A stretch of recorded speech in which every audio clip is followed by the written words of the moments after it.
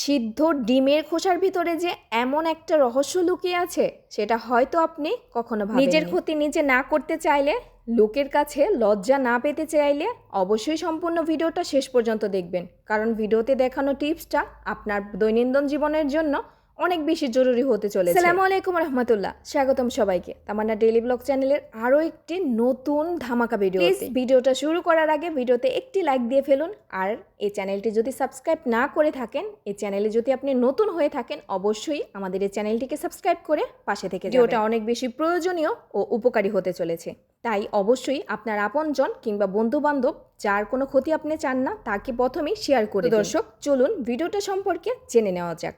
অনেক সময় ডিম খুব ভালোভাবে সিদ্ধ করার পরও খোসা ছাড়াতে গেলে দেখা যায় খোসার সঙ্গে ডিমের সাদা অংশ উঠে আসছে, আর সুন্দর ডিমটা মুহূর্তে নষ্ট হয়ে যায়। কোনো মেহমান বাড়িতে আসলে তাদের সামনে যখন আমরা ডিম রান্না করে দিই, ডিমের খোসা উঠে যায়, ডিমটা কেমন যেন হয়ে যায়।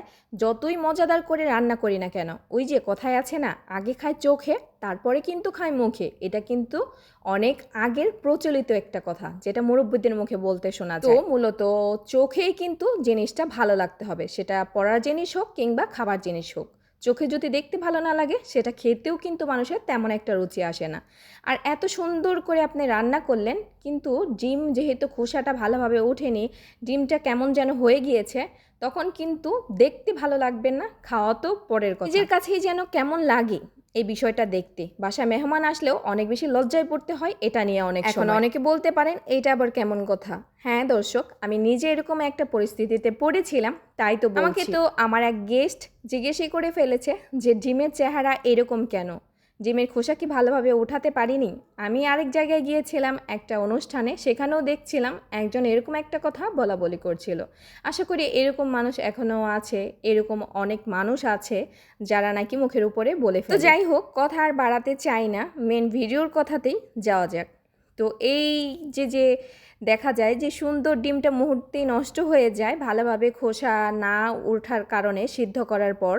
তো আজকে আমি এমন একটি সহজ পদ্ধতি দেখাবো যেটা অনুসরণ করে ডিম সিদ্ধ করলে খোসা ছাড়ানোর সময় এই সমস্যা অনেকটাই এড়িয়ে চলা যায়। তো কি সেই পদ্ধতি, ভিডিওটা শেষ পর্যন্ত দেখুন, কারণ ছোট্ট এই কৌশলটাই আপনার সিদ্ধ ডিমের পুরো অভিজ্ঞতা বদলে দিতে পারে। দেখেন, ডিমগুলো কিন্তু খুব সুন্দরভাবে পারফেক্টভাবে খোসা ছাড়ানো হয়ে গিয়েছে। নিজে পরীক্ষা করেই কিন্তু আপনাদের সাথে শেয়ার করছি। সবসময় আমি এইভাবে ডিম সিদ্ধ করে থাকি, খোসা ছাড়িয়ে থাকি। তো দর্শক, অনেক সময় দেখা যায় আমরা ফ্রিজ থেকে ডিম বের করে সাথে সাথে সিদ্ধ করতে দিয়ে দিই।